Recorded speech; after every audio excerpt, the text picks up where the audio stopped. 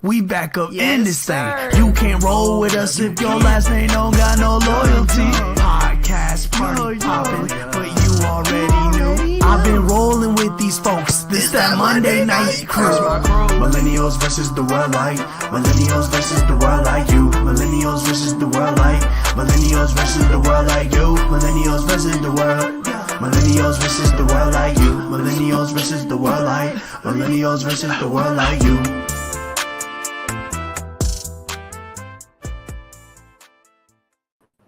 Yo, what's happening, good people, man? Welcome back to another episode of the Monday Night Crew. We ain't gonna tell y'all this, but we all tired. It's okay, but we made it tonight. All of us up here tired tonight, boy. But it's the only spot you get authenticity and entertainment at the same time.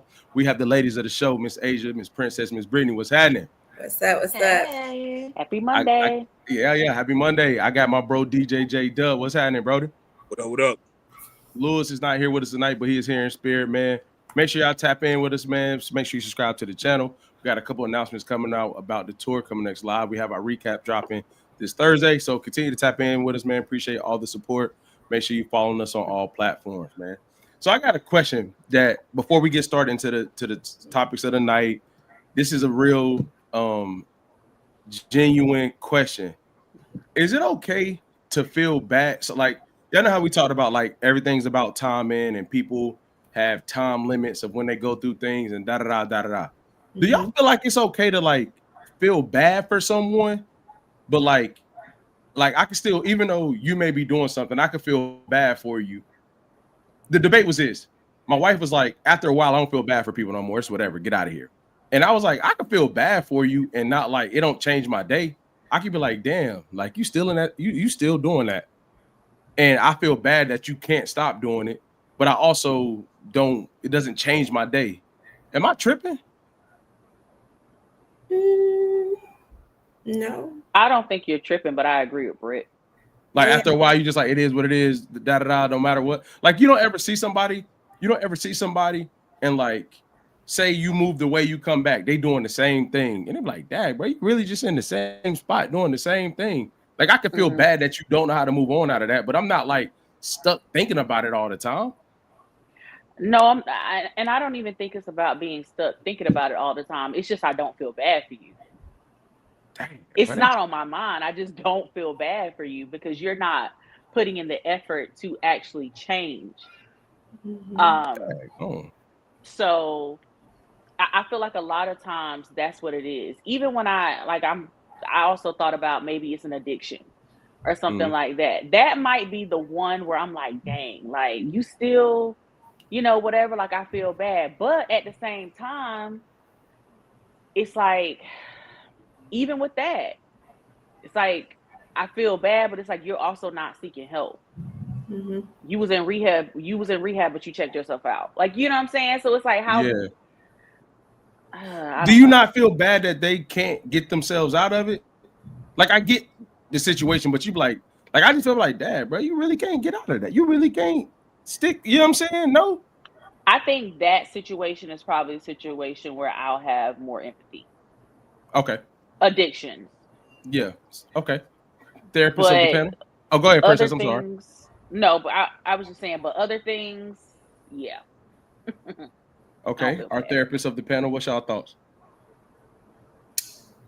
I'll jump in. I don't know. I feel catch-22, right? Because I think you can get yourself out of things. Everything in life is a choice.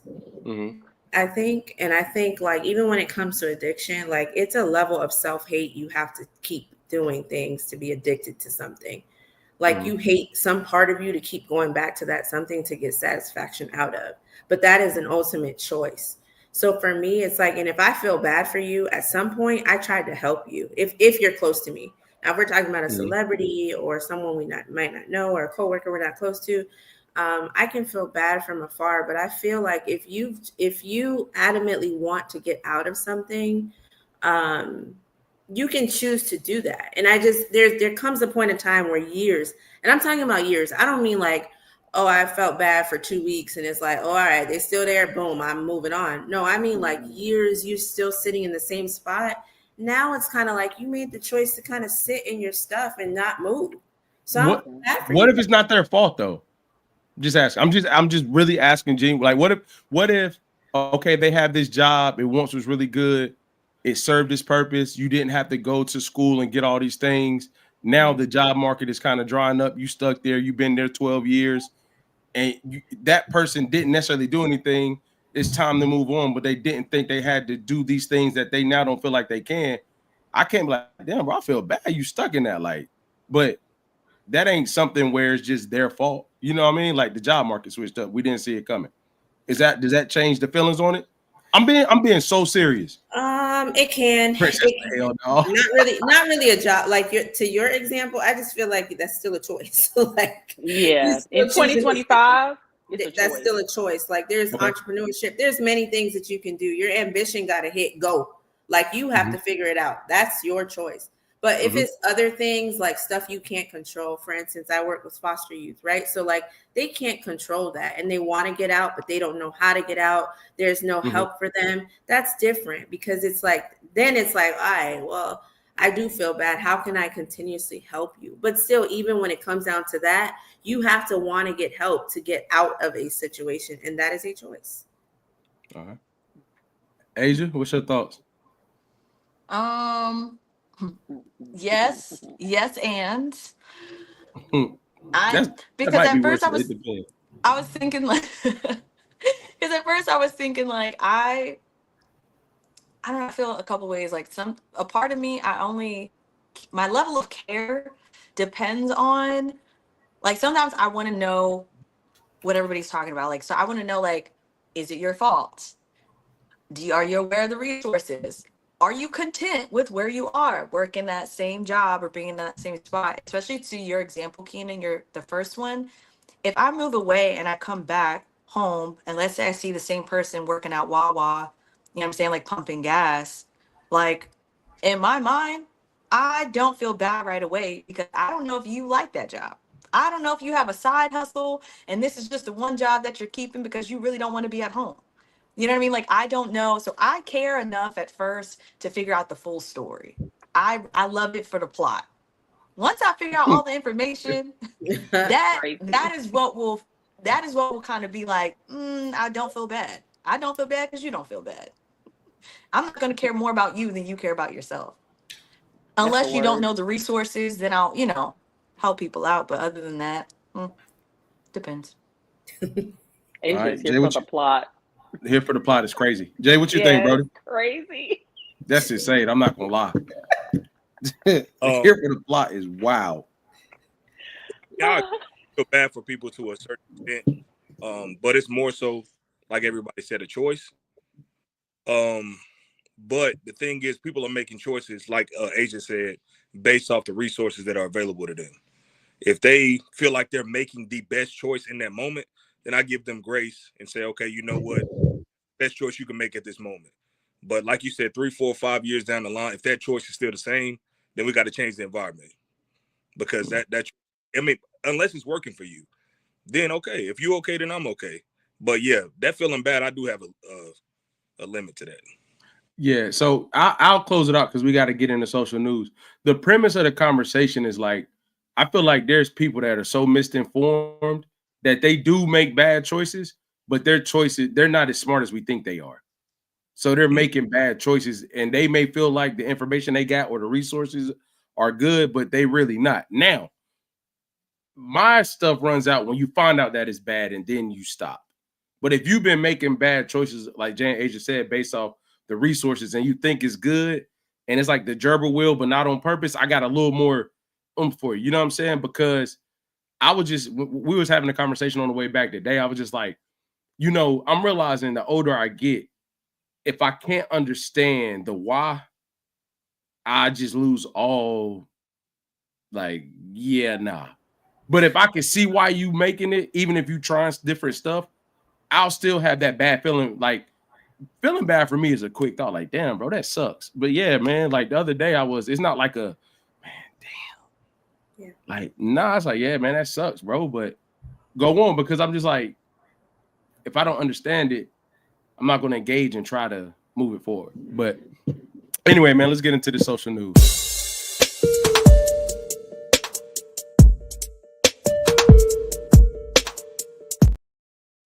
So I'm gonna start. I ain't gonna start with Shannon Sharpe, man. I'm gonna start with your boy, man.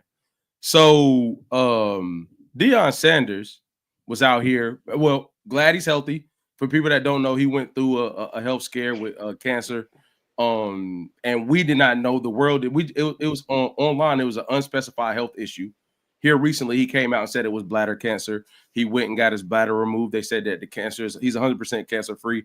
Thank God for it. Thank God for that. We need Deion. In the midst of that, my boy, shout out to Well Off Media, posted a behind the scenes of the actual process now that he's feeling better. And Karrueche was in sight. If I'm not mistaken, I thought he was messing with Roxy from the show he was doing. Look at, hey, that sip is crazy, princess. That sip is insane. No, I'm just really drinking my tea. Oh, okay. That sip was insane. But anyway, so Deion Sanders showed the behind the scenes, and the person beside his bed while he's about to go into surgery was Karrueche. Asking questions very much looked like the supportive spouse or partner, whatever you want to say. First, what is y'all initial thoughts when y'all saw, even if you didn't see the whole thing, when y'all saw that she was the person beside the bed? What was your thoughts when that popped out like that? Uh-oh. Yeah, I don't know. I'm just saying, I checked the age gap. I think the age gap is 20 years. Karrueche is 37. He's 57. I just know. What the hell? That's what I thought. On what end? On what end? On whose end? I need to know this. Question check. I need to know this. On whose end? Just them being together, or the fact that he chose her or she chose him? Both of them. Like, how did this happen? Two, I mean, so age gaps for me is played out. I think like people just my opinion, fix your face.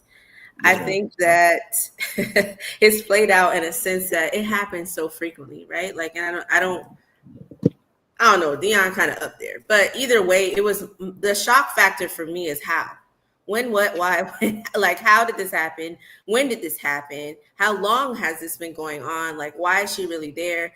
But then, she could have, I started asking myself all these things. Like, is she the supportive friend? I saw some posts saying like that's the godfather. He was the godfather or something. And she was supporting him in that space, whatever it was. Like, he's genuinely going through something. And I had to look beyond the fact that she was sitting up there boohoo crying. It was something serious enough to affect her. I just don't know how, like, when did that happen? It was random to me. You said that's her godfather? Is that what you were saying? Allegedly? Someone put in the comments that was her godfather. We would have known that before that video. Yeah. We would have known that was her godfather way before that video came out. That wasn't given godfather. Hey, okay, thank you. At all. Because I just think of all the other people who would be in my godfather's hospital room other than me, boo-hooing. And it looked like she was the only person there. Well, at least from the clip that I saw. I don't know. I'm sure it may have been other people. I don't know, his kids, whatever. But yeah, that definitely was given like girlfriend. That, and to answer Princess' question to give more context, it was his medical assistant, her, his son that actually records it, and nobody else. So just those three were the ones in the intimate setting of the actual room. Yeah. Oh, yeah. So I'm 110% with my good sis Princess. That ain't nothing godfatherish about that. You ain't crying like that, looking scared over. You may cry, but you ain't looking like that over your godparent. You know what I'm saying? So that, and secondly, if that was out of all the connections you made in this world, as famous as you are, and I'm gonna be honest, I don't have an issue with it. And people are gonna hate this, but 37 and 57, depending on your life experience, can be a little more relatable than 37, than 21 and 49. Like, I think that gap is, even though I still think it's a little out there, but I think once you cross the threshold of 35, you kind of like that age gap thing, depending on what you experience in life, don't look as crazy. However, I don't think if it was family oriented, he would have put it on the internet for everybody that had this conversation that we having now. Like, I don't think a family member, if that was my goddaughter, I'm not showing her beside the bed like that. And this is the thing that I don't think people realize. You have to record that, go back and look at it and say, okay, yeah, drop that. So come on, man. Come on, we know, and I ain't mad at him. She might like him old. Bro got money.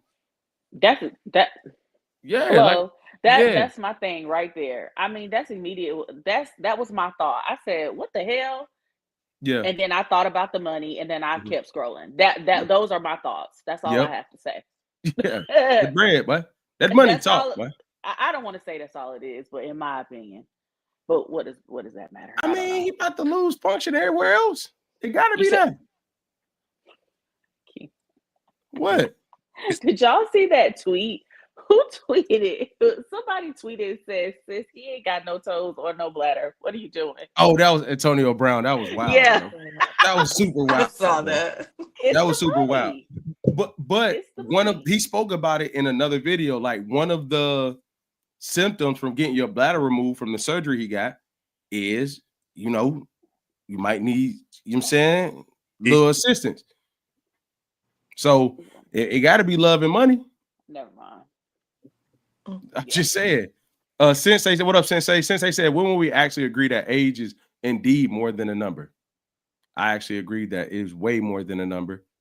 I don't think any person in their 20s should be dealing with a 20-year gap. I'll say that. Yeah, it depends on which way the age goes, in my opinion. What you mean, Princess? Meaning, I'm gonna say like Drea, for an example. Oh, I don't like, agree with that. Okay, got you. Like what was he, 22, whatever, and Drea's in her whatever, and she had a baby by him, she's in her 40s or upper 30s. Like, I don't agree with that. Yeah, that's crazy. I agree. Yeah. I agree. Anybody else thoughts on age being actually more than a number? Just depends on, for me, it just depends on maturity levels. I just kind of feel like there's a lot of younger people that are mature and you would never know that they're the age that they are, and they're compatible with people that are older than them. Their life is on the same pace as the people that they meet. So I don't look at age as a huge like deterrent. I agree with Princess though. If you're older, it makes more sense. If you're younger, then where's your maturity level? That's what I look at. I think in your 20s you get 5 to 7. In your 30s you get 10 to 20. Obviously anything under that, but like you get 10 to 20. That's my opinion. He said there can be a connection though, but also relationship needs to be appropriate. What makes age gaps appropriate though? Life experiences, bro. I don't think there's nothing a late 30-year-old should want with a 20-something-year-old. Like I get 29 to 28, 29, you start to get a pass, but like 20, 21, and you 38, 37, like there ain't that much life experience in the world, dog. To me, I don't care if it's a guy or a girl or a guy. Either way it go, I do not care. That's just creepy. I'm gonna say something, man. That I'm being honest in this. Excuse me. I also think from a developmental stage, like body wise, like that ain't even to me. Like when all of us were 21, we're nowhere near like our full development as an adult. You know what I'm saying? Like you are grown. Don't get it wrong. You look grown, but like, yeah, nah, you ain't got no life on you, bro. Nah. All right, anything else on Deion? But hey, we wish you good health, brother. You know what I'm saying? We ain't hating on it. You know, that to me, 37 makes it way different than if she was 21 and he was 41. 37 to me, I think you can have some preference of relatability through age. That's my thought. All right, so Shannon Sharpe been getting knocked in the head lately, man. So he settled with the OnlyFans model. We talked about that on Last Name Loyalty. We were like, what? Literally, we were talking about, is this a good or bad look? Now ESPN has now let him go. They fired him, and then him and Ocho Cinco are now getting sued for defamation of character because a woman a long time ago, I don't have the video, was doing the Usher Cherry thing, and they said that she had a husband. They're now divorced, you know, really just doing commentary, reacting to a video. She says their platform is now why people are questioning her integrity at work and other places. She's a single woman, X, Y, and Z. So I have 2.5 questions for y'all. Let me ask this question before I get into the questions tonight. Me, Jay, and Dot got lit up on YouTube, and they said we were victim shaming they said Shannon Sharpe was the victim, and we were victim shaming him did. because we said that, like, I can't feel bad for you, dog. Like, you got caught up, and people said we were victim shaming. In his first case, do y'all feel like he's the victim?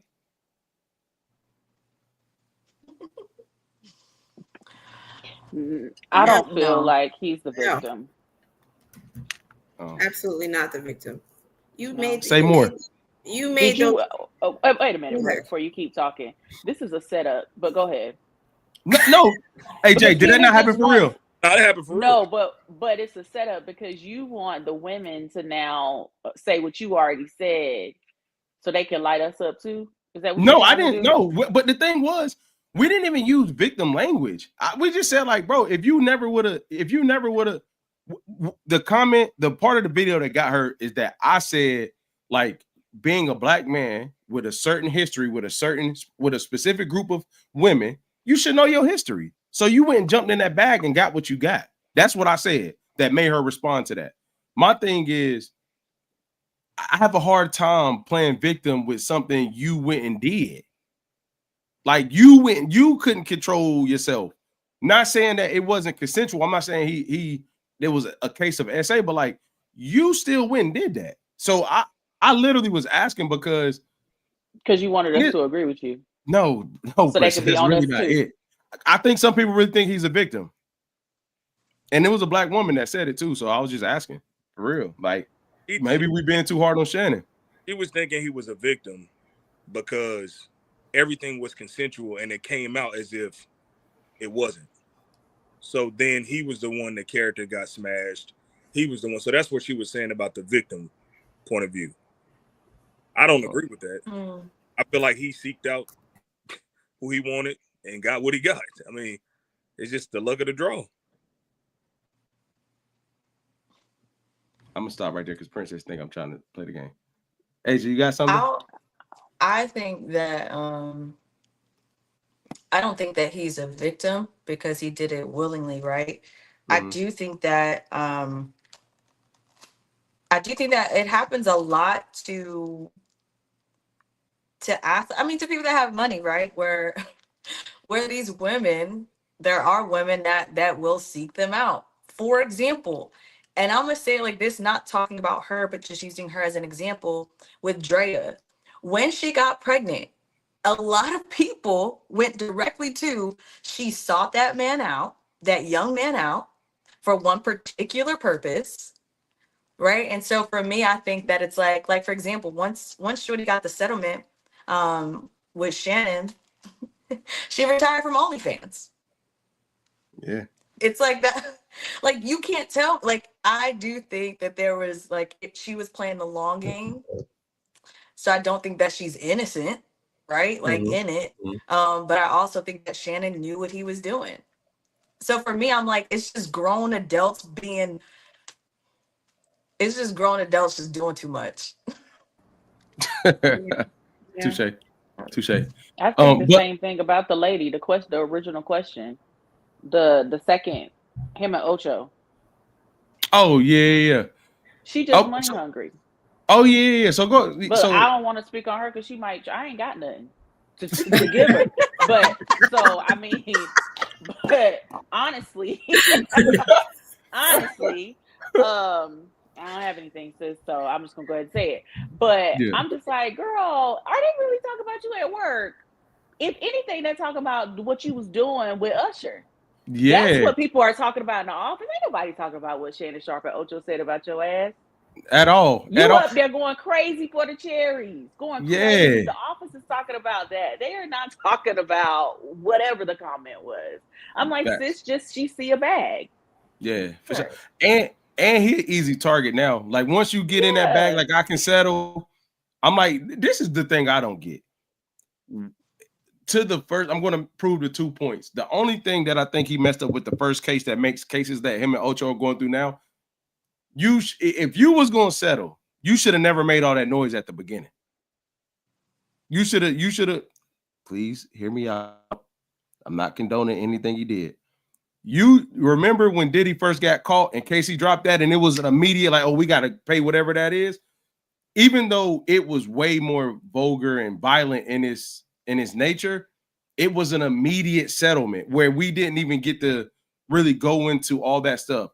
You drew this out to settle anyway, to give us stuff to talk about for months and then go settle. Now, I think it, like I said last week, I think it helped him that it was that, you know, the case said it was consensual, that, you know, whatever. But I'm just like, this new lady, you know, allegedly whatever she is in her feelings about, potentially now he may just settle to shut her up, and it may not be a lot, but it's gonna be something. You know what I mean? Because I don't know if people know this, but it's not that hard to prove defamation if you got a trail of your distress or the messaging and stuff like that. And other news, I heard on the Breakfast Club this morning that she had asked them to take it down off different platforms, and they took it down off all platforms but Apple, and that's what made her actually file the lawsuit, because it was still on Apple. So, like, you know, I'm not a lawyer. Please, I'm not a lawyer, but I don't know if that makes it have any validity because she asked and they did it. You know what I mean? Like, I don't know, but off a video reaction that was like everybody and their mama was talking about, you know what I mean? That's crazy, man. Can I ask you that? With both cases, Shannon Sharpe and the lady, I think it just boils down to where, with Shannon Sharpe, you know, you are an athlete. You got a lot of money, you know, all these things. People are going to come for you. You have to have more awareness of what's going on. Put paperwork in order. These things need to be signed ahead of time.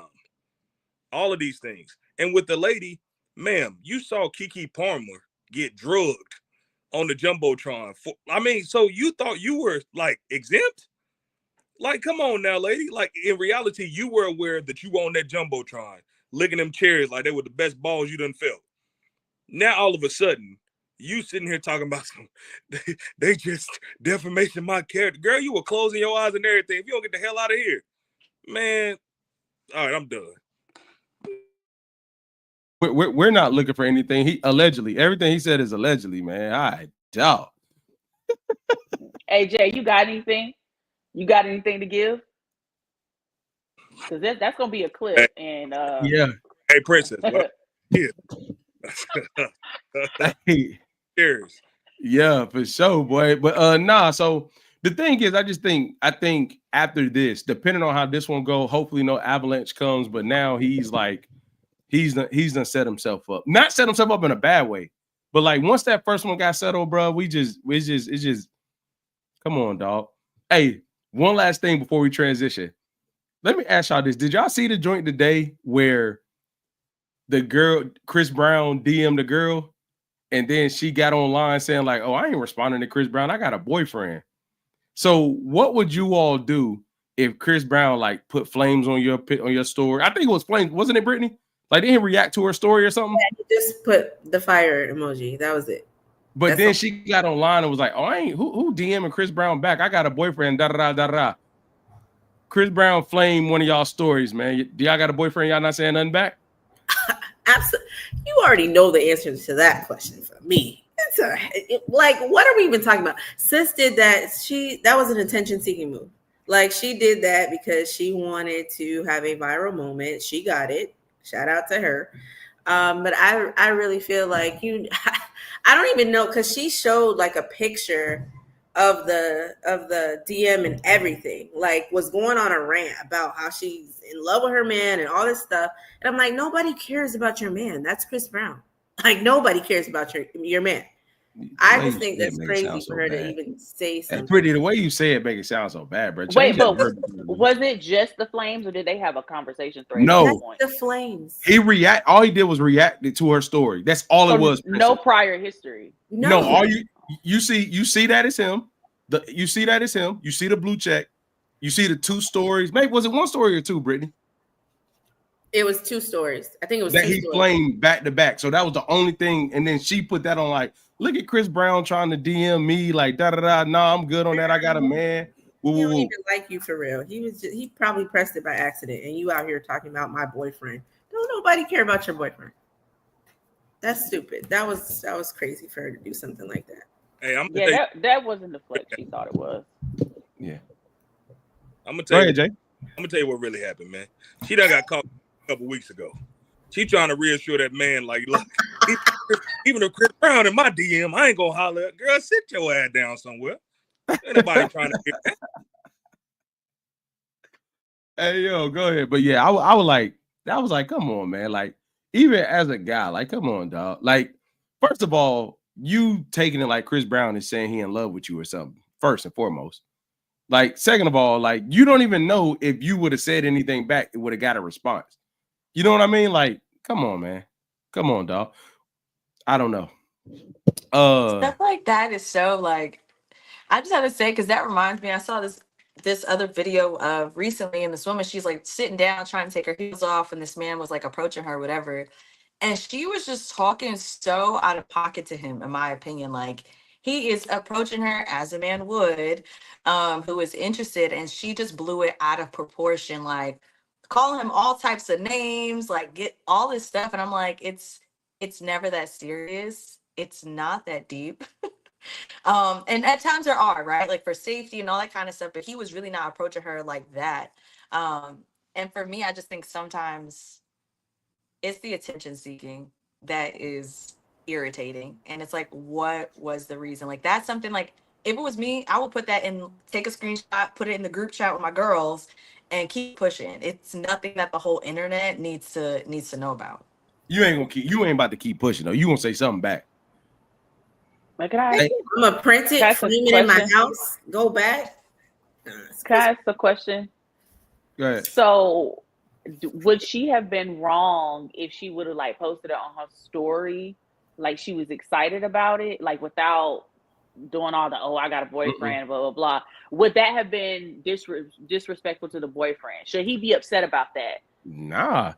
To me, Princess, I think that's more acceptable. Like, because I'm gonna be real. I think to me that's fanning out more than it is making it sexual. Even if the intent was sexual, to me that's fanning out more than it is than acting like Chris Brown wants you. You know what I'm saying? Mm-hmm. To me, but no, I wouldn't trade on that. To be real, I would be more embarrassed about what she did. You got us looking stupid on the internet now. Like, what? Yeah, come on, man, chill out. Come on, dog. Don't be doing that. Cause now I gotta defend myself like I'm a jealous, controlling dude. Like you can't say nothing to a celebrity. And I ain't even know. I wasn't even tripping on you. And now you up there, yeah, my boyfriend. Like, well, nah, hit him back. I would got on say, look, y'all. Go ahead. And now all the women are now going to be checking to see what her boyfriend looks like, because why are you going so hard for your man that nobody asked about? And he just better be that. He just better be that for you to have come on the internet and nobody asked. Nobody asked. So now there's going to be women that's checking for her man. That's crazy. Now he about to get praised from every angle now. You right. Yeah, that's messed up, man. Yeah, that's messed up. Marcus Sell says she tries so hard to be cool, I don't trust her. Hey, then taking the flame emojis as that personal is insane.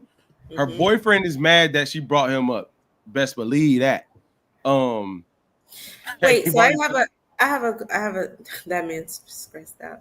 I have a question. Real quick. Real now quick. Go ahead. We got time.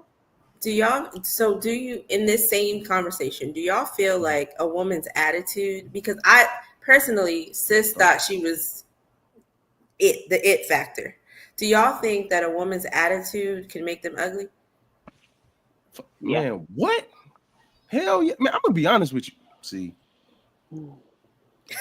Brittany, I'm gonna say this from an honest place. I feel like before you even show your attitude, there's some women that attitudes are so arrogant or so nasty that your aura says that before you even open your mouth. I'd be like, oh yeah, no, I'm straight. You did, like, I give you small examples of that. Like, I'm gonna tell you a pet peeve of mine. I'm not gonna lie. I'm gonna be very honest. I'm a type of person, if you're a woman and I'm at a door, I'm gonna open it. Or if you're behind me, I'm gonna hold it open. You know what I'm saying? Like, it's been multiple times where somebody not named Brittany has came to a door and stopped and like looked at the door like, come on, man. Hey, come on, dog. And I'm saying that to say I have no problem opening doors, but like when you have that type of aura about you where you feel like everybody or every man in this instance owes you something or they just need to approach you just because you. I'm like, I'm just tired leaving Chipotle, dog. I'm not even thinking about you. You know what I'm saying? Like, I'm going home to my kids. I'm not even, you know what I'm saying? Like, I get it if we're in a space that's social and you may be on that because that's what the space requires. So you're looking for certain things, but like leaving Chipotle and you acting like that, man, yeah, hell yeah. And I'm gonna be real, Brittany. You see that before they start talking too. My bad, Jay. Go ahead, brother. Oh no, that's a deal breaker for me. Cause I mean, I'm a chill, laid back person, but a bad attitude is just makes a woman look so horrible. And it's unnecessary for real. Like, I get you mad about a lot of stuff in life, but what are you really that angry about? That's a lot of internal stuff going on that I feel like I'm not about to put up with. So, you know, I lead them, you know, let them go, man. You have a good one, you know?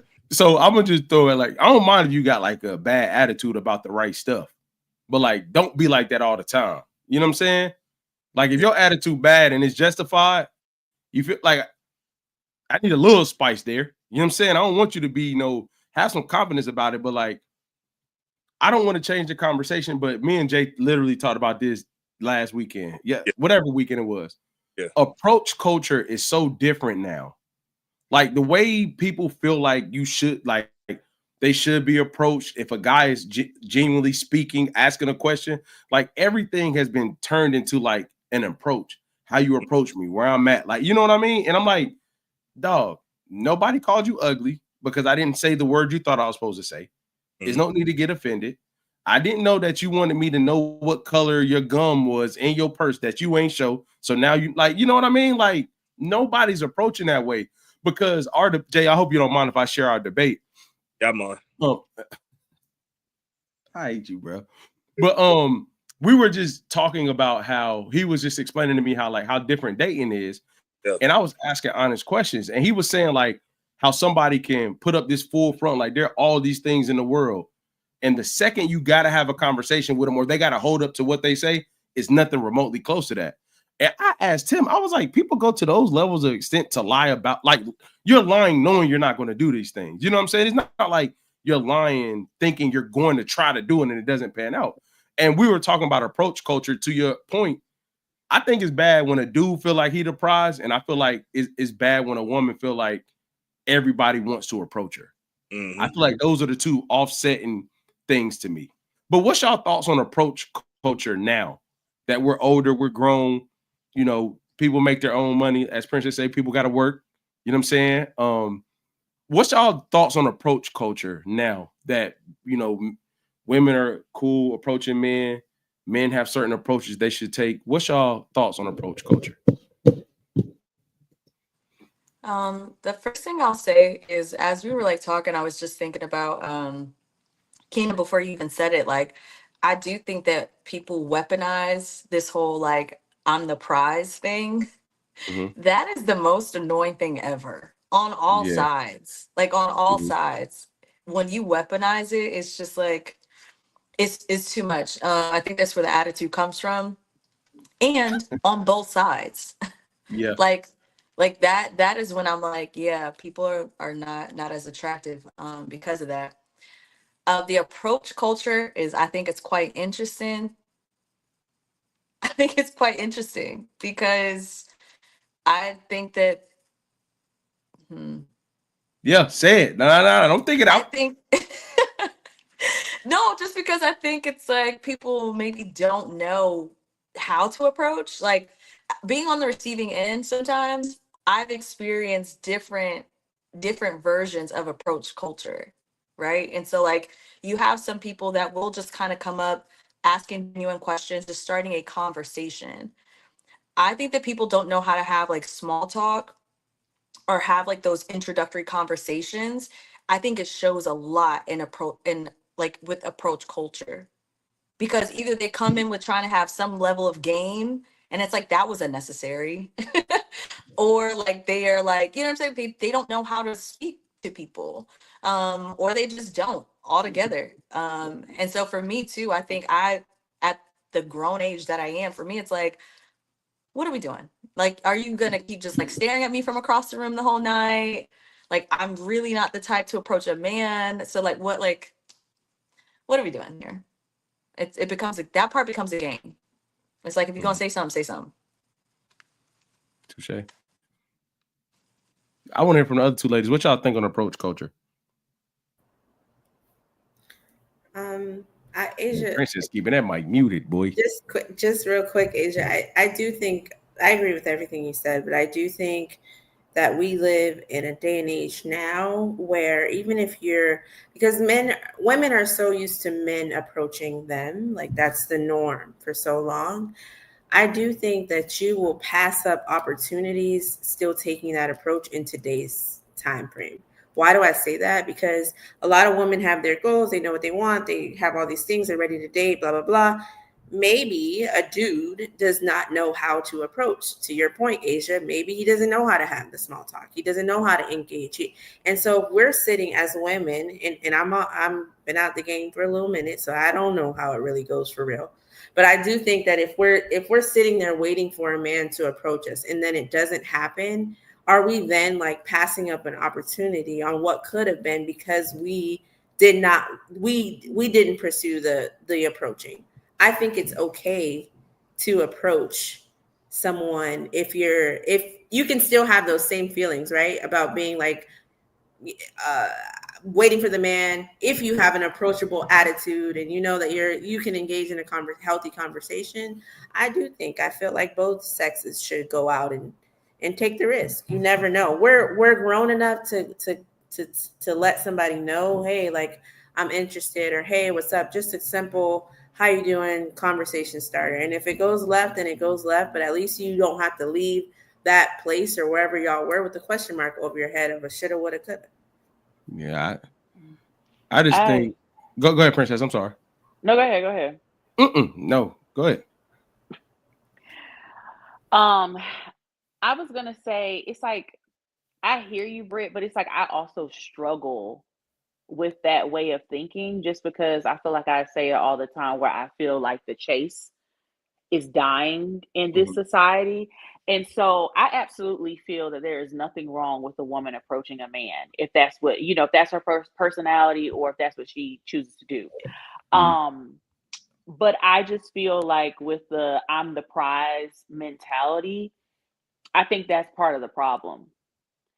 I feel like it's okay for you to think that whatever you bring to the table on both sides, I feel like you should be confident in yourself as the man, as the woman, what you bring to the table. But me personally, my opinion is that in today's society, this I'm the prize mentality, specifically from men, is affecting that, I guess, what is called approach culture. Because I feel like back in the day, it was like you just took your chances. You knew what you was going after, whether you stumbled over your words or whatever. Like, even though women might not be a fan of it, or even if you sent your homeboy over there to do it for you. Like, women don't like that, but like whatever, by any means necessary, a man was gonna get your attention however he needed to do it. But now I just feel like the culture has shifted where it's like, I'm the prize, so like she need to come to me, or I ain't doing all that. And I feel like that's part of what's wrong with society today.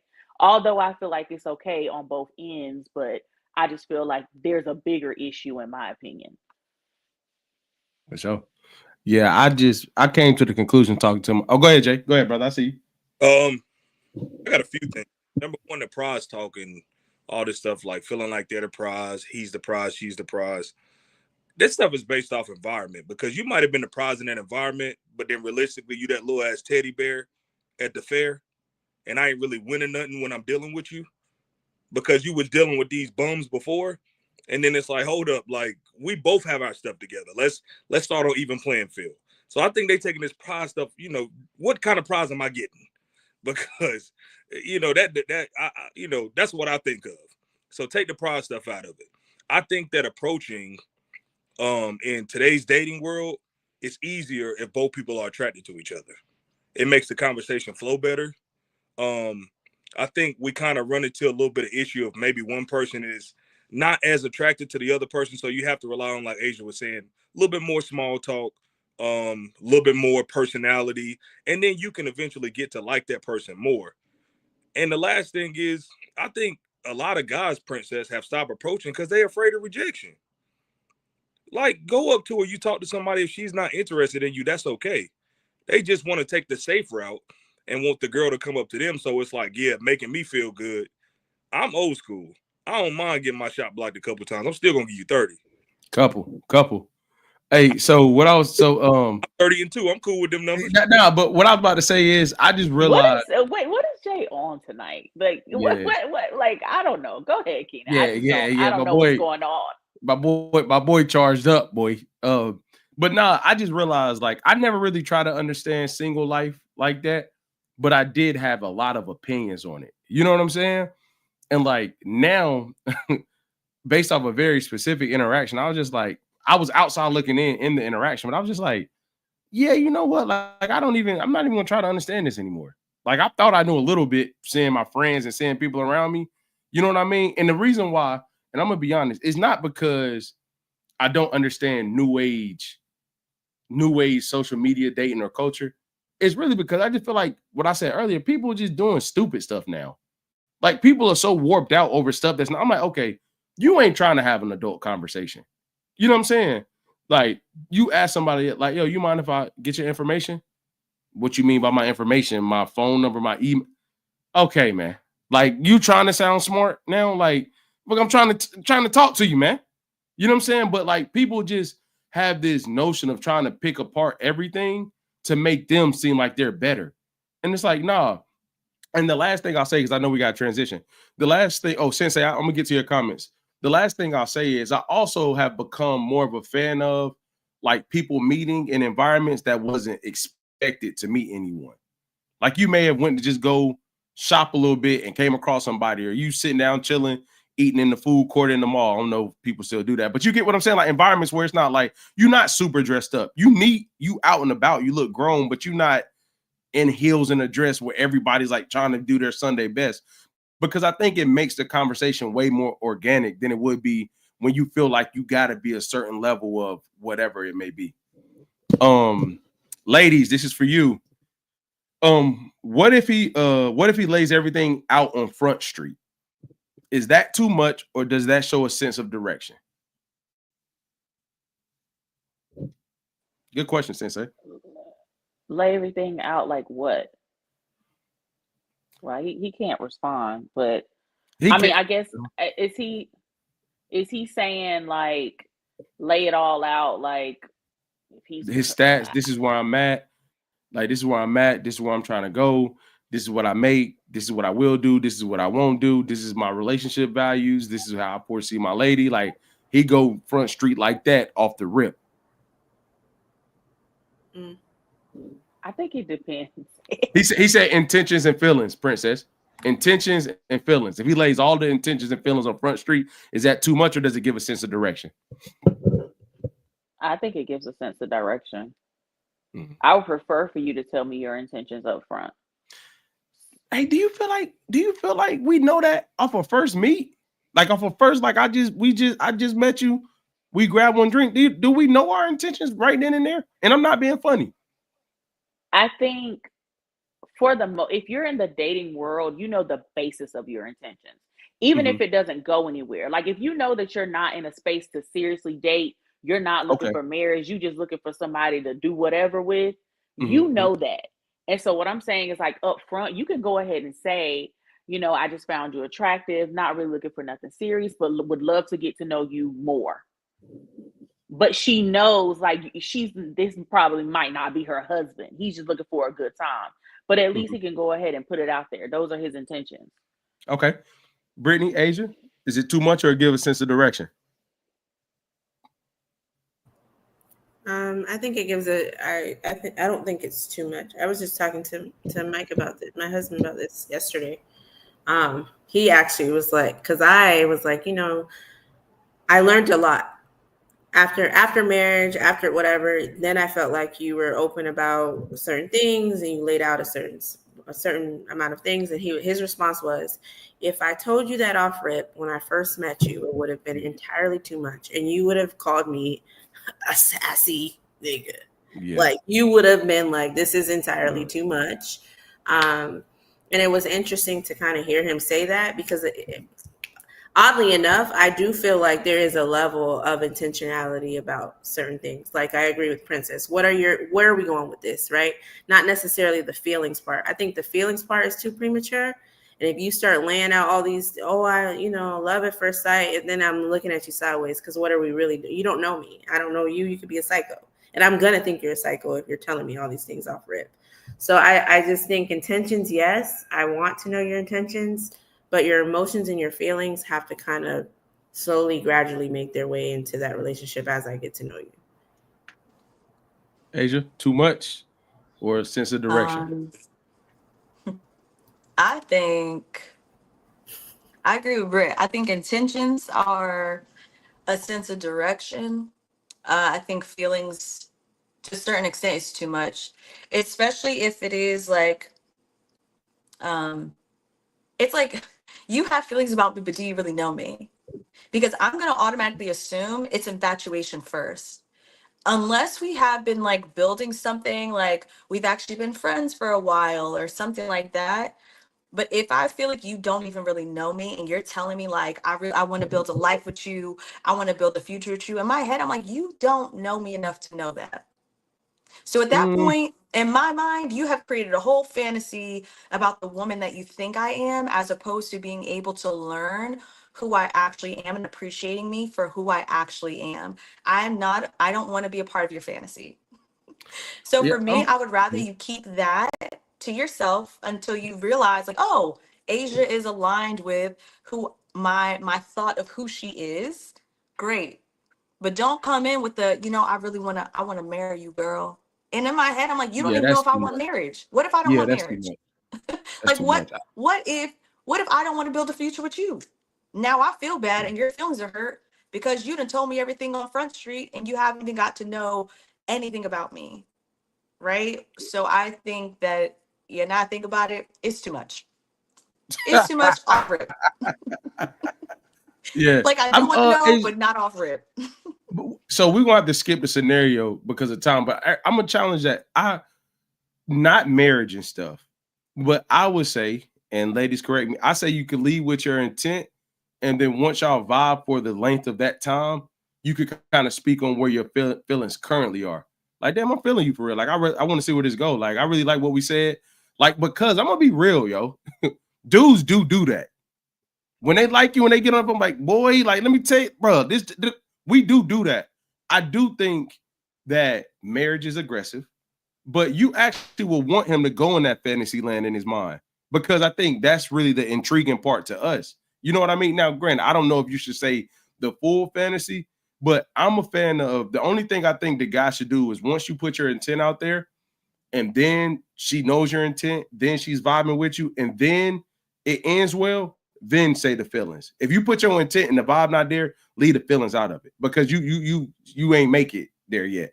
But if you say the intent and she bouncing back and forth, damn, 30 went by, an hour went by, spot about to close, like, yo, I hate that we had to leave, and then you say, like, I'm really feeling this. Can we wrap at a later time?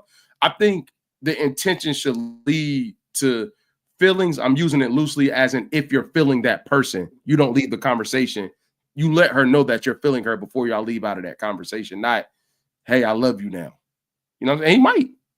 It happens every day. Yeah, no, I like that one, Keenan. And I'm only saying that because, like, there are so many men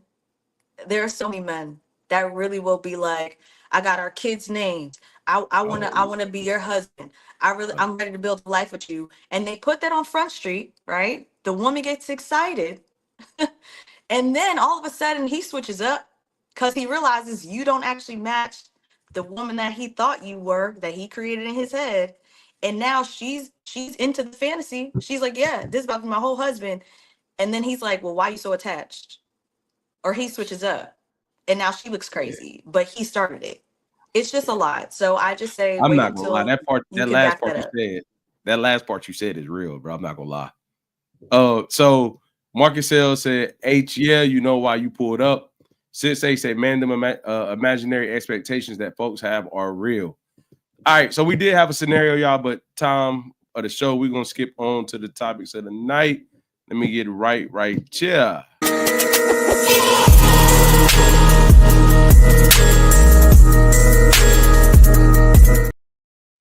All right, I'm gonna throw it over to the good ladies of small talk, man. Bring us home. All right, y'all. We are about to get started. All right, first question. How much does physical attraction to you and the general public matter in your partner? Like, does it matter that your partner turns heads in rooms, like when they walk in? Yeah. Look a little bit. You ain't got to turn the head, but get an eye move or something. Get some movement. Saw that movement over there. Get a little movement, man. You know what I'm saying? Just a little movement. You know what I mean? Yeah, I agree. If we both walking in and everybody just looking straight, yeah. Boy, Yeah. God dang. Yeah. They made some bad decisions out here, boy. Yeah, for sure. Like, and people, in my opinion, people lying if they say, okay, let me draw two lanes. It matters if you are a public person that got to go a lot of places in public. And what I mean is some people meet people, they're real like introverted, not going to really be in many social settings and stuff like that. It may not matter to that person. But somebody who's going to be seen, we're constantly on the camera. Like when you take pictures, post like you know, all right, you know what I'm saying? Like, you know what I mean? You want that, or you walk through. She might have that bathing suit on. You know what I'm saying? You catch him and you look at her like, yeah, nigga, what's happening? You see it? Bye. You know what I mean? Because like I'm also not one of those guys that get offended if my wife want to wear something that she thinks is cute. You know what I'm saying? Like there's some things that's solely for me. But there's some things like okay, go ahead. If you confident, you wear that, you feel that, go ahead. We'll deal with it. Okay. To me, yeah, it matter. And thank you for that, kid. Jay, did you want to expand on anything you said? Because you just said, yeah. I mean, yeah, I'll expand. I mean, I think to a certain extent, let me be straight. It doesn't bother me if somebody's looking at my partner, right? I think that we all know that God didn't put us on this earth to look at one person. So we all have eyes. But I mean, in reality, it's like you do want a person that not only you're attracted to, but other people find attractive, I think. Okay. Thanks, Jay. Princess, what about you? Yes, it matters. It's big for me. I just feel like Jay, what's funny? It's big for me. Like I just want if we're in public for both of us to look nice.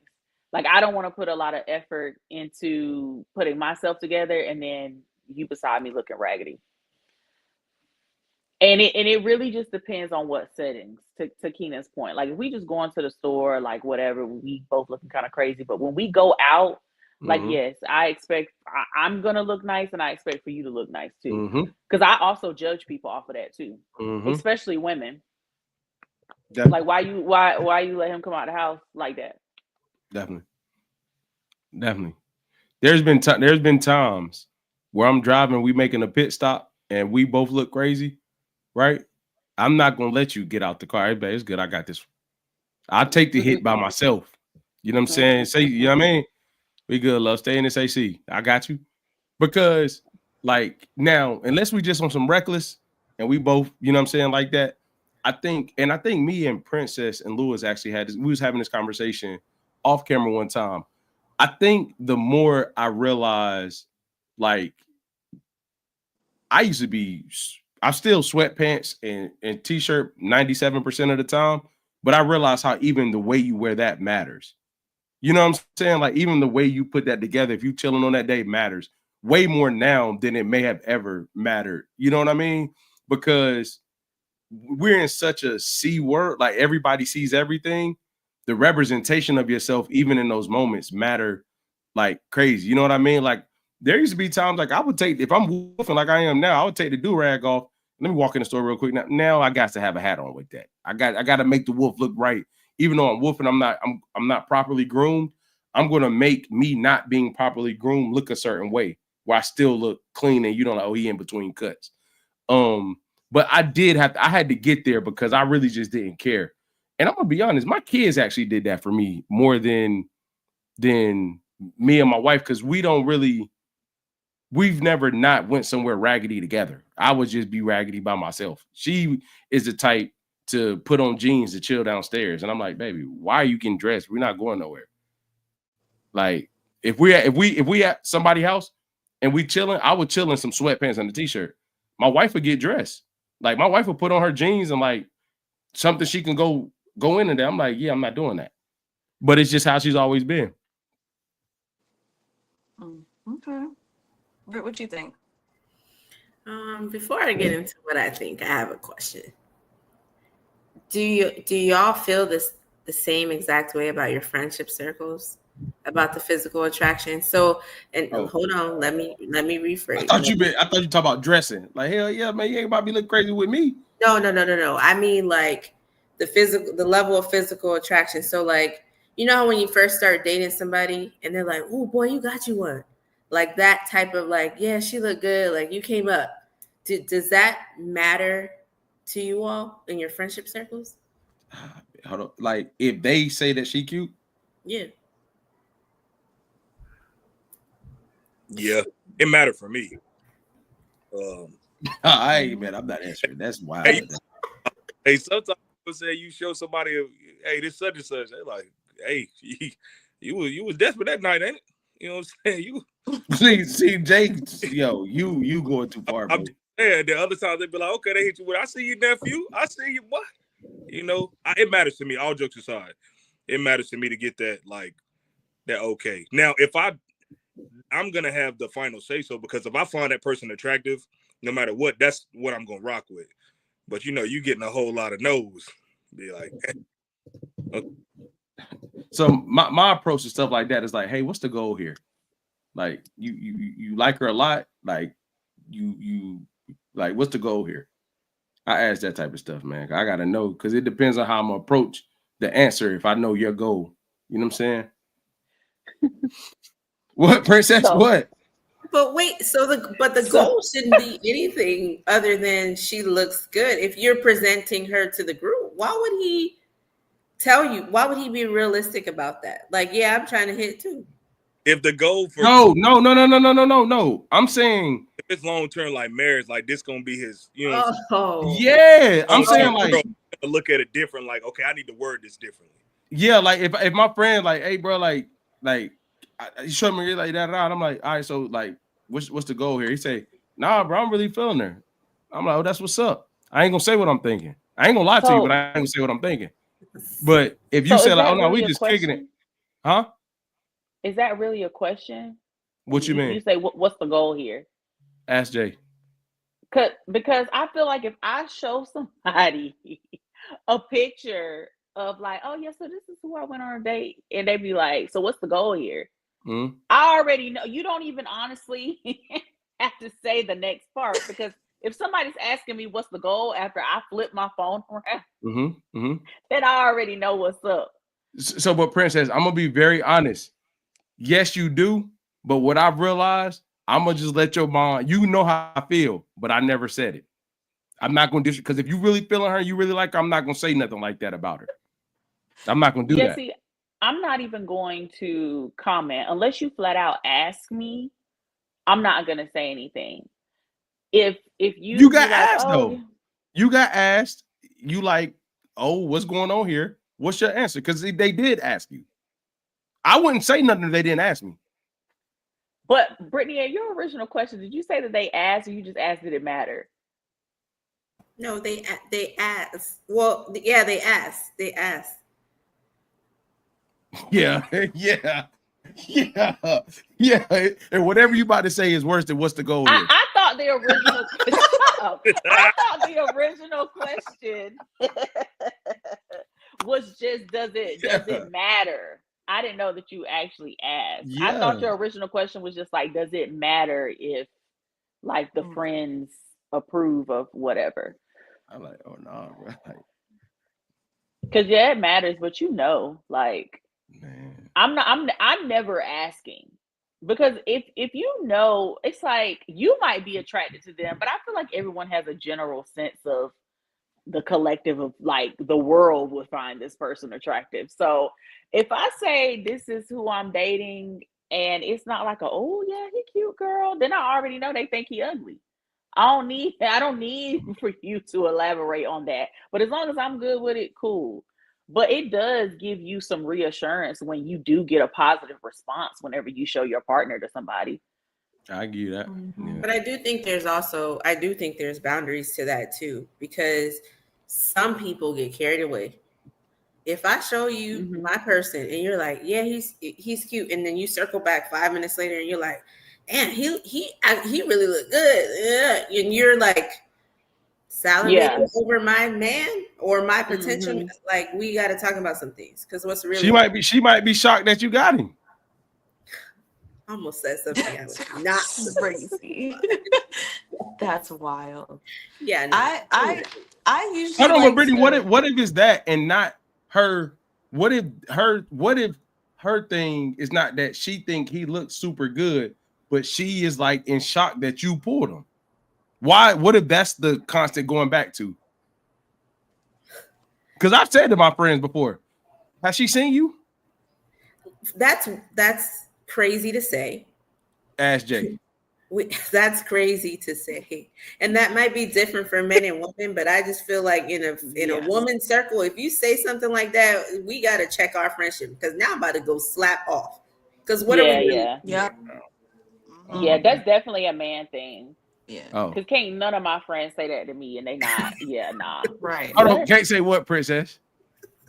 Has he seen you? Bitch. You got him? What? No. That's how That's we play. A red flag. That's a red flag. No, that's how we play with each other. Man, let me tell you. Yeah, not for women. Definitely not for women. Not in that's our definitely no, absolutely not. So I got a question. If as a female, if one of your friends is saying that, she's a hater. Oh for yeah, sure. That's a red flag. Friend. That's a red flag for female friendship groups. Like absolutely not. You say that to me, girl, you gone. You are out of here. Oh well. Yeah, to me, I thought that's the way you be like, that boy, you really you hit a home run, didn't you? You don't want out in that, boy. You better say good in that, what? No. That's cool for men, not for women. Yeah. And I think for me, I think on both sides it does matter a little bit. But what matters to me is that we should look good together, right? Because like, for example, like who I find attractive, my friends might not find attractive because we have different types, right? So I'm okay with that, with them not thinking that my person is attractive to them. But it's like, okay, but do we look good together? Like, do we look cohesive? Are we equally yoked? And I think like sometimes we talk about that in like the spiritual sense. I also look at that as like, if I look like I'm going to a dinner, you know what I'm saying? And you look like you going to somebody's house party in the garage, that's not okay. That's not okay for me. And I actually feel the same way. And Britt, where I thought she was going with that is like, do I feel the same way in like a friend group? Meaning like, do we all look like we're going to the same place? Because we should. Because we absolutely should, right? But I think that, yeah, like I do care. I do care with Princess. Like if my guy friends know this too, like if they are ashy, I'm going to say something. Because what I'm not about to do is have this, y'all know this area right here, it gets very ashy for people. Hey, go ahead. Not on my watch. Not on my watch. Because then people are going to be looking at me, why did I let you out the house knowing I should have lotion in my purse?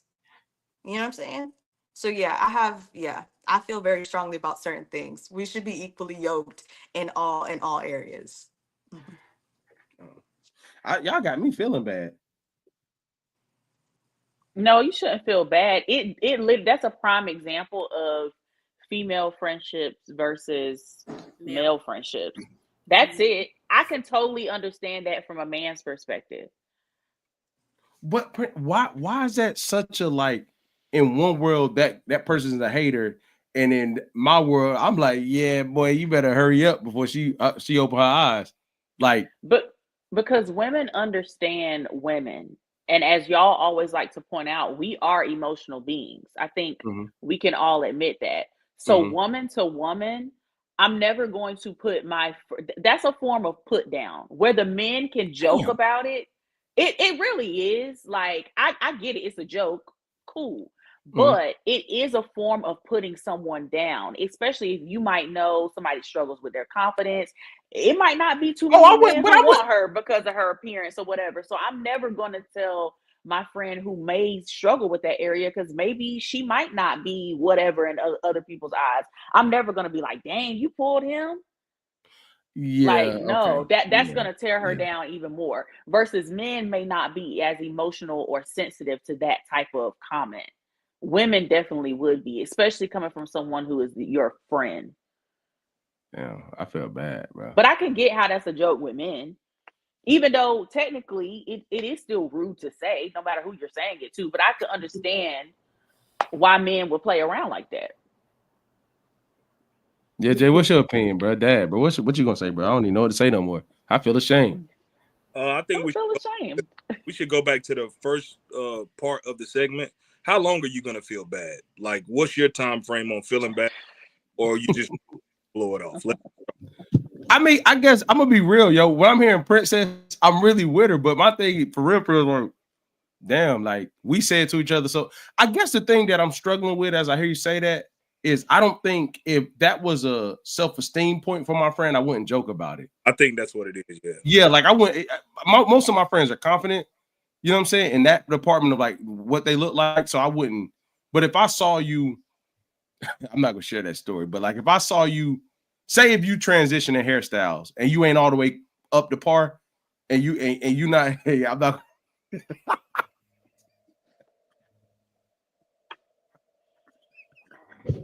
Say if you transition in hairstyles and you're not all the way up to par with your hairstyle, I'm not going to like joke on it. But when if you once you are there, then I may say something about that. But like, I just think, yeah, I wouldn't play. Princess, to your point, let me be short-winded.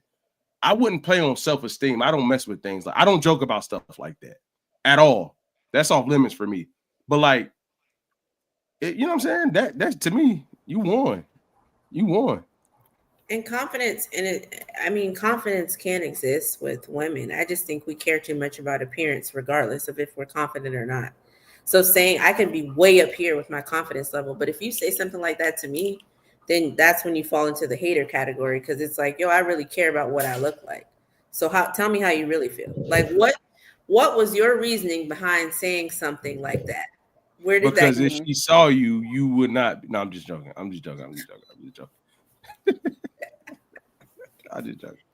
Nah, I do get it, but we've probably been joking like that for 20 years now. I just think in women, most women, I would say, don't joke like that. But again, I don't think, I mean, there's nothing wrong with it. Most women, genuine friend groups are not going to joke like that. And if they do, that's typically a red flag, and that's a sign that actually she's a hater. She probably won't be around that long. Give me a joke that women will do that probably you won't see a lot of men do. That will even the playing field in this conversation. Like something that would be not. I get appearance, right? Respect, because women, I get that. But like, is there a realm in which that same friend group can make a joke about this thing and it wouldn't be as a red flag, so to speak? I don't know. Maybe any dumb decision, certain habits, things of that nature. I don't know. I'm trying to think of stuff I joke with my friends about. I would say a lot of things are free game with women outside of appearance. Okay. A lot of women struggle with feelings about appearance, whether it's weight or, like whatever, for various reasons. So anything in relation to appearance is probably like women typically are going to stay away from that. That's very touchy for a lot of women. Even the most confident of women, and I put confident in quotes because a lot of women who appear confident have a lot of insecurities. So that's just typically a topic that woman to woman, they're not going to joke about. I mean, even online, when you look at celebrities go back and forth with each other, they typically talk about each other's appearance because they don't like each other. But if that's your friend, you're not gonna joke about another woman's appearance just because that's just generally a sensitive topic for women as a whole. Gotcha. I think I started thinking about this as Princess was talking. So I do think that when it comes to appearance, I think, and I'm going back to like my experience, there's been something that me and my girls, especially back in Jersey, like we would clown each other on, but not clown each other, but like we could talk about, for example, let's say you did have like a date or something like that, and you knew your nails were not up to par. Like you knew your nails looked the way that they did. That is something that for us girls, like my friends, they at one point I stopped like wearing nails to my girls. Okay, I did not make that announcement, and they saw and said, you could like you didn't want to get your nails done, boo. Like you didn't want to. It was in between appointments. It was in between sets. You know what I'm saying? Like so stuff like that. Like we have like my girls, we have joked around about stuff like that. But that's like a girl. It was just this random. I didn't know how it was gonna go. So blah blah whatever. Oh, okay, girl, cool. It's like, but for the next date, I'm gonna get my stuff together. But I think that's the only like thing that we've like joked about if we're talking appearance wise. That's a good point, Asia, because I'm one of those. I'm very big on like nails and toes. And it's honestly a pet peeve of mine in life when grown women don't have their toes painted and they wear their toes out in public with no toenail polish. It gives me the ick. And so my family and friends know that, and some of them choose to do it. They're grown women, but when I see it, I comment on it. So I think that was a good example because that is talking about someone's appearance, but that's something that I'm always going to comment on. Like, damn, your so you toes can not have your painted feet out and without. What if your feet ain't like they ain't ugly, but they just not done? No, in my personal opinion, I feel like if they're out for the public to see, they need to have some polish on them. And then if your nail, like, it's don't get me started. We'll talk about it offline if you would love to hear. No, hey, go ahead. Rants with Princess and go. No, I'm good. I'm just agreeing with Asia. Good question.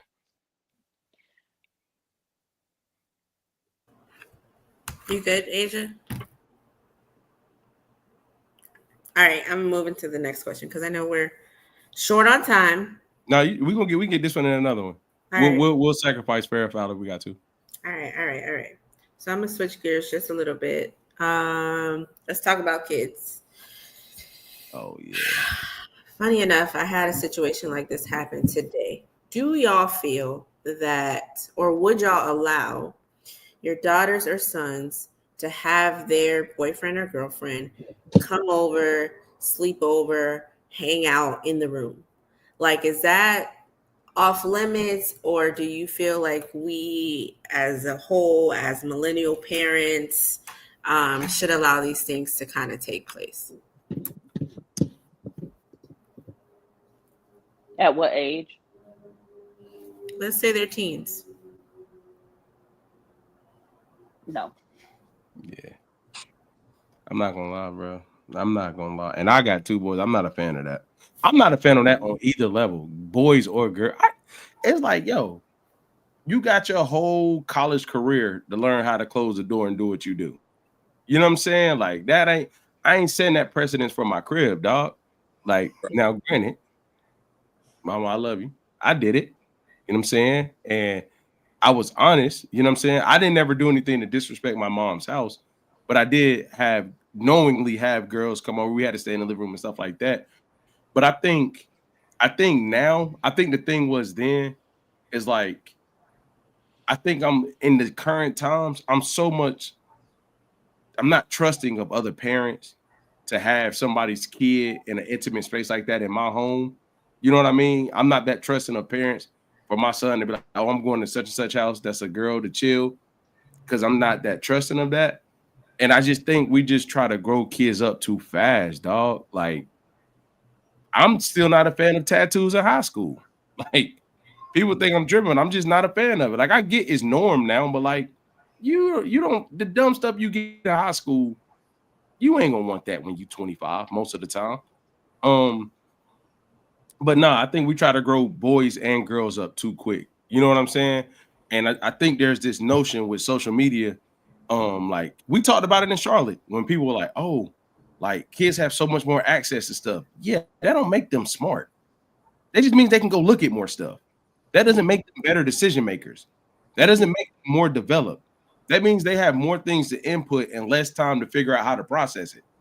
Like, so I think we got to stop saying because kids have access or they see more, that means they should be doing more at ages. No. Hell no. Does that have anything to do with your upbringing though? Do you think that you came to that conclusion now that you have boys because of how your parents raised you? My mom let me do it, and I'm saying I won't let my sons do it. But but I heard living room. Like I'm talking about in your room, doors closed. Yeah. I ain't gonna put my mom out there, man. Cause I ain't gonna put my mom out there. I'm gonna be real with you. I was sneaking and geeking on that part. But the opportunity presented itself because she started to trust me being in the living room. You know what I'm saying? Like the opportunity presented itself that way. But I think, that was like the name of the game back then. I think times are different. I think kids are too curious about the wrong stuff and not enough parenting going on for them to be in the room with the door closed. That's what I'm saying. That's fair. Princess. It's a no for me. Oh, that don't depend? No, it doesn't depend. It's a no for me. I think a common area is cool enough. Preferably, I will have a home where it's a common area that you do not have to share the same space with the rest of the family. Because I do also get it because of how strict my mom was. Like, even though I could have company, I never wanted to have company because it's like, I'm not trying to sit in the living room and then like, you know what I mean? Like, it's just, So I do think that it would be nice to have a common room that they could be in, but a bedroom with the door closed is a no for me. You definitely can't spend the night. But even without spending the night, just the bedroom and the door closed, no. Just the bed. Like just the idea of a bedroom itself. I agree with you, Keenan, and I just sparked something as you were talking because Princess. I don't even know how I feel about in today's society. I don't even know how I feel about having an extra room for them to go into, like a bonus room. Like a bonus room, let's say you have a downstairs lounge area. It just has a couch and a TV in there, and the door open. I don't even know if I want to allow. I don't know, but then it goes back, and Jay, I'm gonna get to you in a second. The question that comes up is like, you know how people say like, oh, we want our kids to do stuff in-house with us versus experiencing it out there. So I'd rather just have you experience it at home. Like, that's what I think about when I'm opening these doors to allow you to do any of these things. So I kind of bring myself to like, do I want you? And I'm not trying to watch you. I'm not trying to be all up in your business. I want to give you that space, but you're also still very much a child. And there will be time for those things. So I don't know how I feel about that, but yeah, and I've seen it both ways. I've experienced both sides because everybody has that friend whose mom didn't care. Yeah. So that would just be the friend's house that you go to and then invite your person over there. Yeah. So you know what I mean? Like I've seen both sides, and so it's just kind of like, yeah. I would do what Princess is talking about though. I'm not gonna lie. I would do that. Because I'm also gonna have not on no weird stuff, but like security wise. Yeah, I mean, so you'll know. Like my kids will know. Like, you know what I'm saying? Like, hey man, cool out, man. My dad's a camera right there. Chill out. My pops know. You know, even if I'm not looking at like, I think that's all in the like you set the boundary of like, hey, look, dummy. That's right there. I'm coming down here every 30 minutes. Be stupid if you want to. You get caught, it's your head. Now, granted, they still gonna get away with stuff. That's just the nature of the beast. But like, you just have that relationship where you know, like, hey, bro, hey, look, I'm allowing you this. This is a moment of trust. If you break it, you cooked. But we talking junior year high school, going into your senior year. What about bedroom door open? No, hell no. That ain't happening. That ain't happening. That ain't happening. That ain't happening. Because I'm gonna tell you, I'm gonna be real with you. With stuff like that, if they're in high school, kids will be in relationships. Like that ain't why. There's only one thing that happened in the bedroom. You might want to show you something. You say again? I said I might want to show you something. Yeah, and you know what? That's what get them in trouble right there. Trying to show them something. It might be something that I can't bring to the other room. Well, hell, what is that? What's in your room that you can't take out? Nah. Cause think about it. Like, yo, y'all gonna be real on this joint. Y'all know if you made it up to the room, parents not home, parents are home. It was one thing on everybody's mind. Like, oh snap, brother. Like, hey, hold on. We ain't talking about TVs, we ain't talking about homework, we ain't talking about movies, we ain't talking about books, man. No, the bedroom represents one thing, and that joint go across every language and culture. No, sir.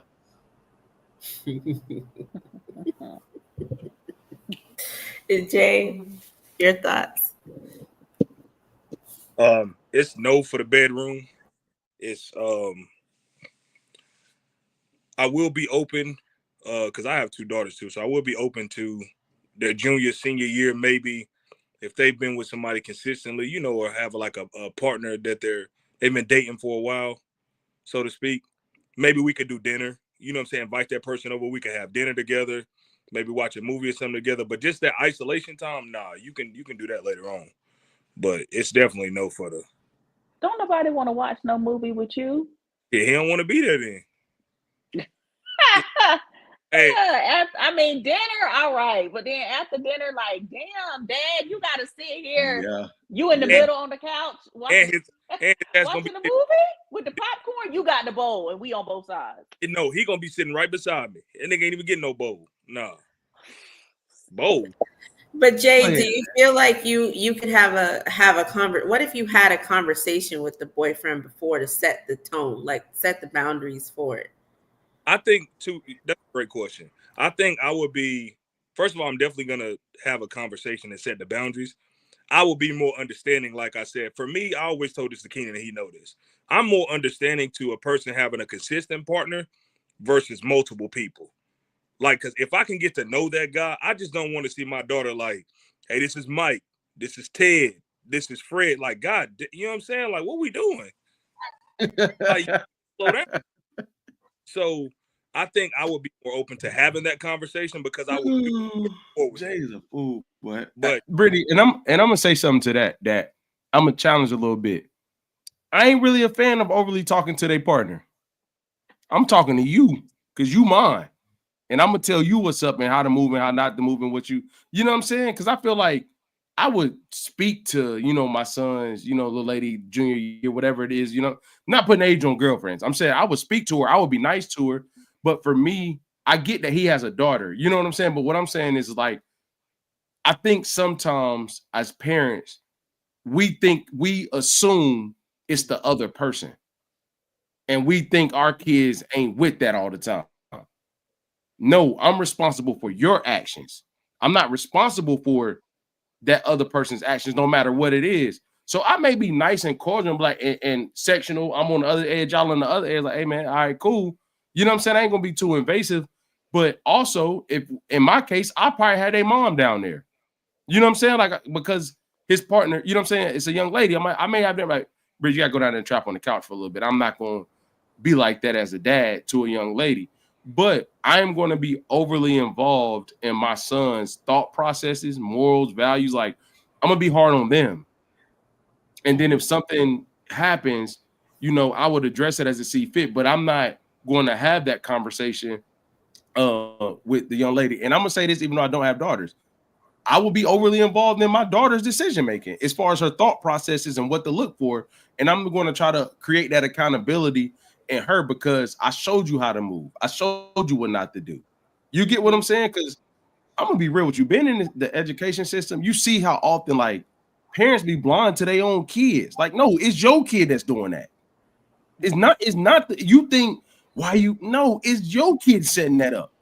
It ain't the other person. You know what I mean? Like, so, and I'm not saying you would do that. I'm just saying in general, it's like we got to take more control over our households and what we're responsible for and teaching them how to respond and how to view things versus thinking like, oh no, like such and such. So I'm gonna give you an example, right? To Princess's point, everybody had the friend you go to their house to do what you want, right? Cool. You getting away with it. There has to be a point where you know, like, hey, bro, I need to chill. I need to chill. Like, all right, this is getting too far. Y'all doing a little too much over here.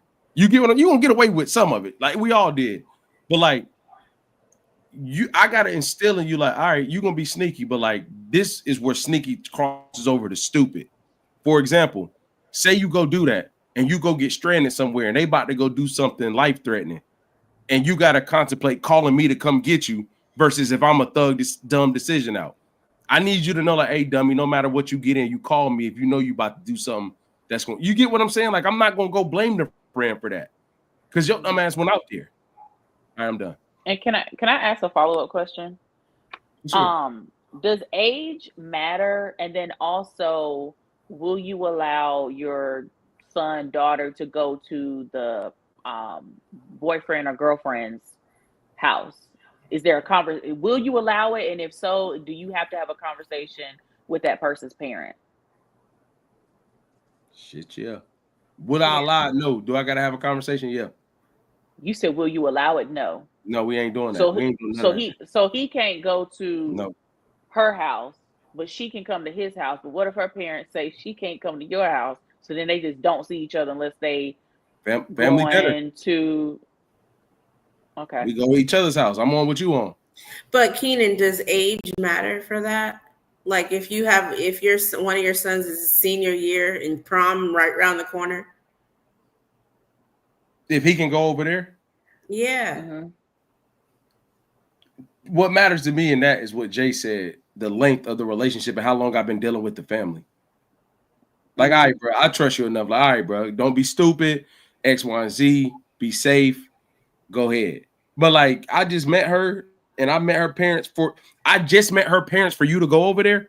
Hey, I love you, bro. That's not happening. And but they can go on dates by themselves though. Senior year of high school. Oh, okay.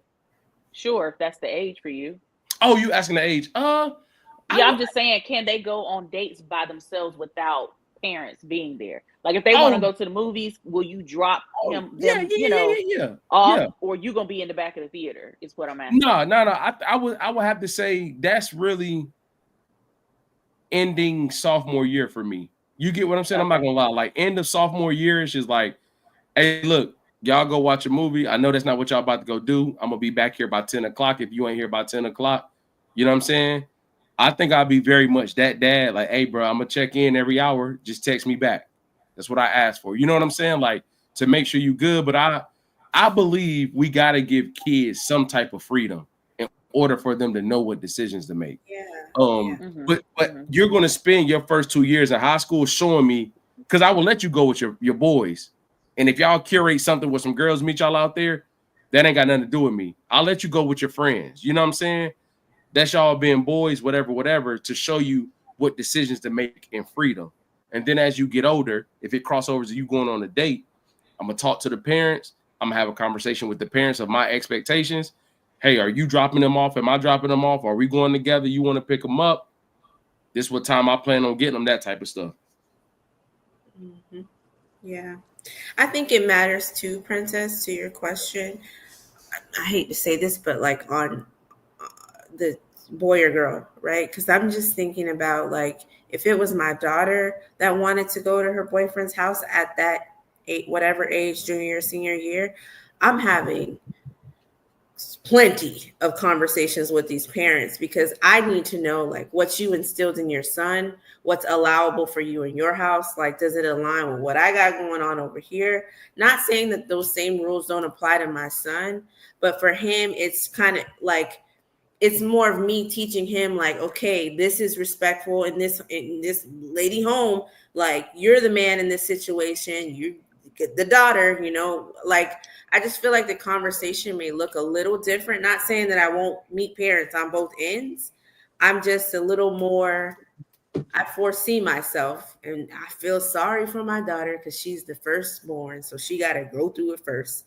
But I am going to be that parent that I gotta meet the other family a number of times before I even think about letting you go over there. I will let her go over there eventually because I do think it gives her a sense of like, things to fill things out on her own. But I also have to trust that family to a certain level, especially if we're looking at senior year. They're about to be 18. You're about to be adult anyway, making some decisions, going off to college, whatever that looks like. So I do believe in giving kids a little bit of rope, but you also have to kind of approach that a certain way, in my opinion. I think for me, going back a little bit, like growing up, like my house was kind of the house that everybody would hang out at. But a part of that was because my dad needed to see the people that I was with. So without having to meet, like me saying like, oh dad, like I'm gonna go out with such and such, or I'm gonna go over here, because like for example, my birthday being in October, I was the last one to get my license. So all my friends had their license before I did. So usually it wouldn't be me picking up friends. It would be like, oh dad, I'm gonna go hang out with such and such, or I'm gonna do, go. Granted, in high school, I was with the same two people all the time. But even with that, like, so people would always like come over to the house, so my dad and my mom could lay eyes on them. And my parents were very much like, oh, I need to see their parents. Okay, cool. And it was like one of those types of things. I also think I'm with Keenan, where like 16 years old in my household was like, I could have a boyfriend when I was 16, partially because I was the firstborn. So my parents got their template from my older cousin. So she had her first boyfriend at 16. So I got to see, like, she modeled it for me.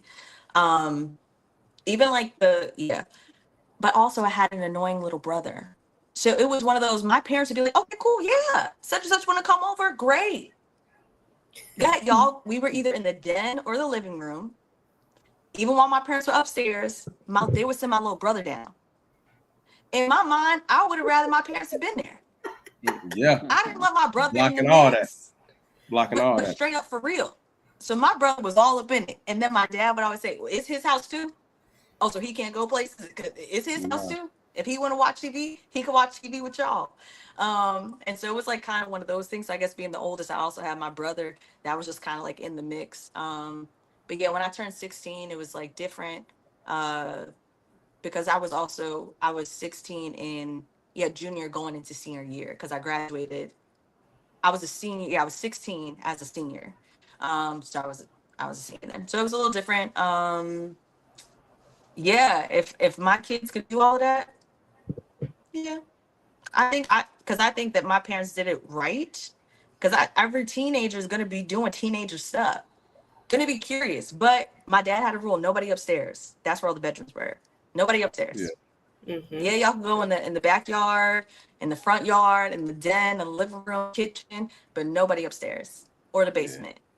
Yeah. Nobody's allowed in the basement either.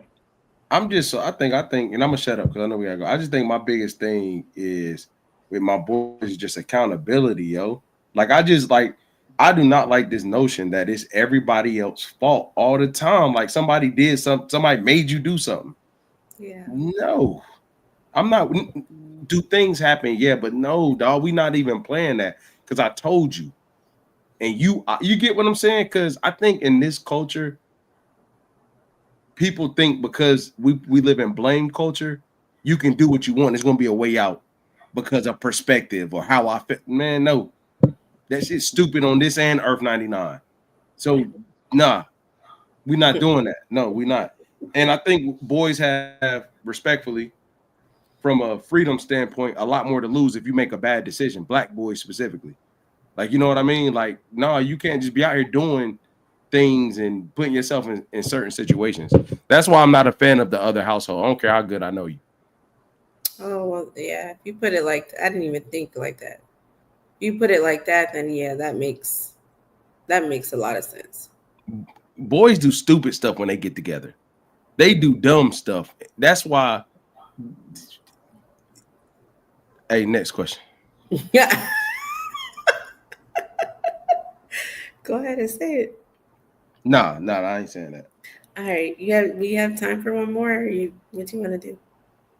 Yeah, I want to do the therapy one. We can get out on that one. All right. AJ, you want to take it? Oh, yeah, I got it. All right. Is therapy being overused in today's society for the wrong reason? Like, is any and everybody being referred to therapy because it's buzzworthy? What y'all think?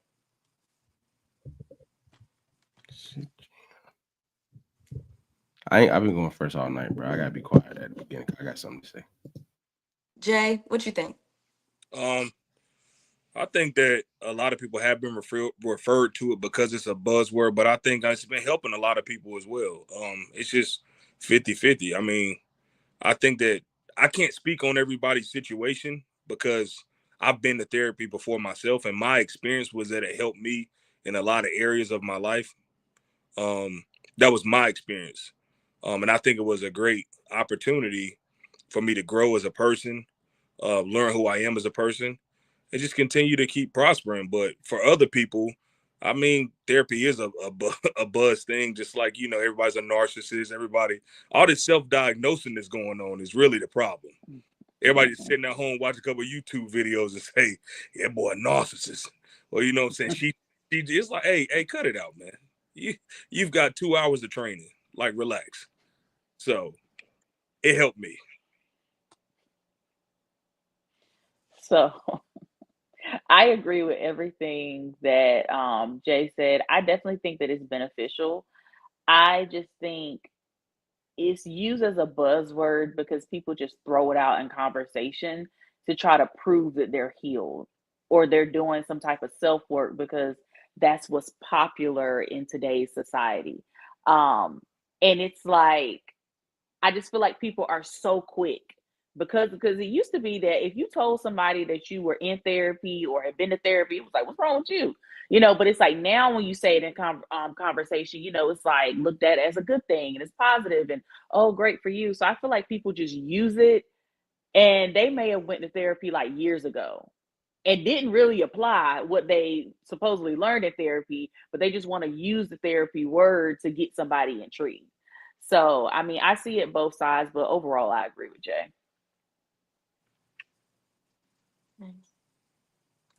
Ken?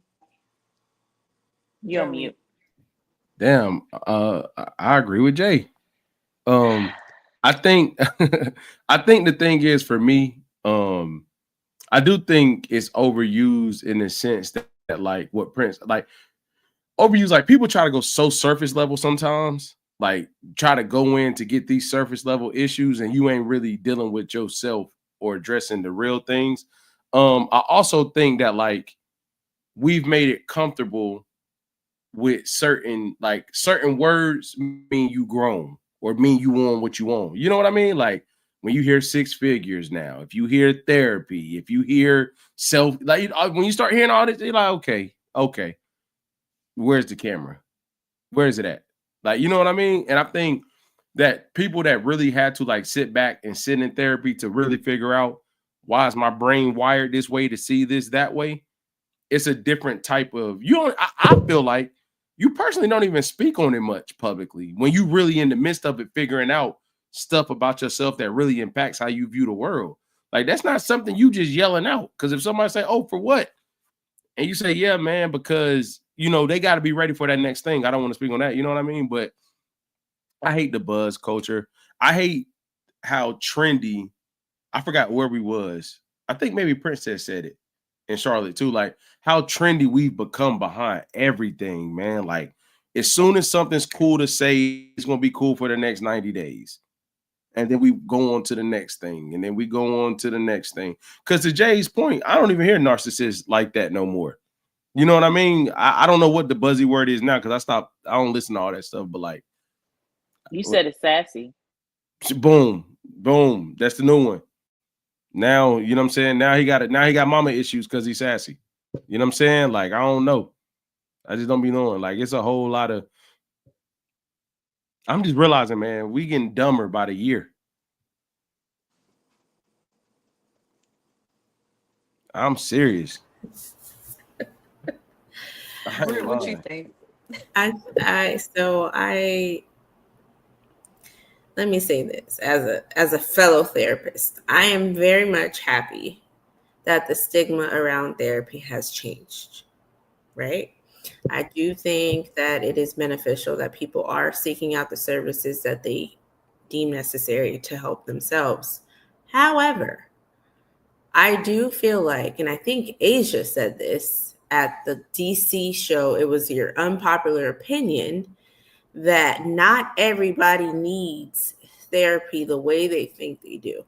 And Mhm. what I mean by and I wholeheartedly agree with you, Asian, when you said that, because people literally get in front of us and they're like, okay, so now what? Or my mom, I lost my bike, and then it like, oh, and we're literally fishing for things to like, let's talk about it. Like, what do you want out of this or whatever? And then, or you have the people that genuinely come in for a service, and then they, a year, 2 years later, they're still talking about the same things. So to your point, Princess, they're not, or Keenan, whichever one of you said it, you're not applying what you gained from therapy. Coping strategies are essential in life. Everybody needs to know how to cope with whatever they're feeling. Why? Because we all got feelings and we all got emotions, and not all of us know how to handle them very well. So I wholeheartedly think that everybody can have some takeaways in terms of how you manage your emotions and how you cope with things. But to just to openly say, like, people get in relationships and they're like, "Oh, have you been to therapy? Are you healed? Can't be with you." Or, oh, he daddy issues here, mama issues here, and it's just kind of like, or everything is a trauma response, or everything is trauma bonding, or everything is, oh, they must have had a childhood experience. Not necessarily true. They're just living life and it's hitting them fast, and they don't know how to cope with the emotions that are in front of them. And I just think that's two totally different things. And I'm not saying don't go to therapy. I'm saying know yourself enough to know when, okay, this is what I'm in here for. This is what I need to work on. This is what, you got to want to do the self work. Because another thing too is people get to therapy and think that the therapist is going to fix them. We didn't sign up for that. I'm not here to fix you. You have to want to fix yourself. You have to know where you are in life, and we literally guide you through, like, okay, so what did you think of that? Y'all hear Asia uses that on us all the time in regular conversations. I hear what you're saying, but like, she says that often because I'm gonna flip it back on you and how you feel about what you're saying right now. So I just feel like if people paid more attention to actually what therapy is, it'll take away from the buzz-worthy overusedness of what's really happening and what they can really gain from it. Mm-hmm. Yeah, I think I love the fact that people are in therapy, right? Like, especially 90% of my clients are Black. I have Black men, Black women. I absolutely love it. Um, and I do think that being in therapy is being overused. I think people weaponize so many different things. I think therapy is one of them, because people will do the wildest things and then come behind you and be like, well, I'm in therapy, so I'm working on it. What? Like, you're still a horrible human being for what you just did. Like, just because, and and there are things, and I guess it's like the quality. I look at the fruit, right, of a person, because someone can be in therapy and not be talking to their therapist about what they need to actually be working on.